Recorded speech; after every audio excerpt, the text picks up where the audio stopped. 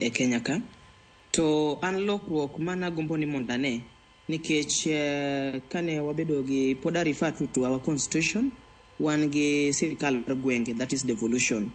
Koro kaka Honorable Mbadi osebedo nominated kopo ni change ni odhi bedo CS mar finance and planning, ong'iye ni to kaka ginyalo ensure ni resources chopo ne counties wagi, nikech mae sirikal manokel machiegni gi japiny.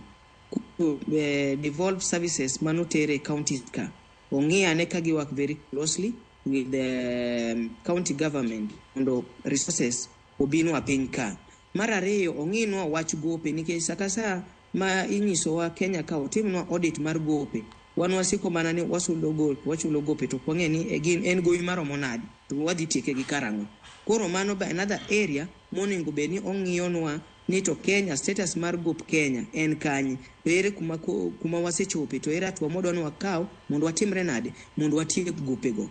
Mar adek ne nikech waneno ka omigi nyaka migawo mar energy, to economy is being fueled by the energy.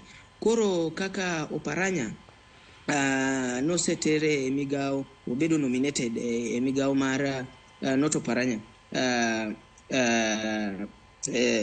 Oparanya, I think Oparanya, kaka nosekete migawo mar energy, ong'ini to ere Opiyo Wandayi mantiere migawo mar energy. Yes, Opiyo Wandayi. Ong'inwa ni to migawo mar energy ni ere kaka cost mar fuel dibedo piny mondo nikech seche ma cost mar fuel chani piny eka biashara eka gik moko nyalo timore nade, kata kaka pesa mitiyo godo e transport kikawo cham itero kumoro, ikawo service itero kumoro, duogo piny. Ong'inwa ni to ere mikakati monyalo tiyo godo mondo cost of energy oduoge piny.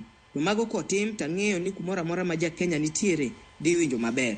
To moloyo giteme kedo ni mondo wane ni devolution otiyo, nikech devolution osebedo spirit mar ODM.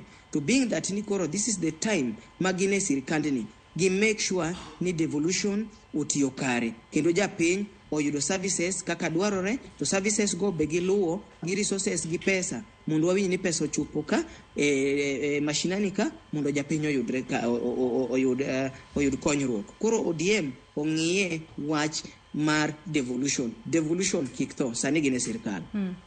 John Nenin korka kori paro ni ber mane makoro joluo bro bedo ka winjo ahinya nyato gi sani makoro nitiere joluo manitiere sirikal kendo bedo gino maber ahinya ni ka od bura ogoyo kogno John Mbadi ba opuodhe kaka jatend migawo mochung' ne wechego mag omenda, to ibo bed kiwacho ni en jaluo mokwongo ma omako migawo makamano. Kata kamano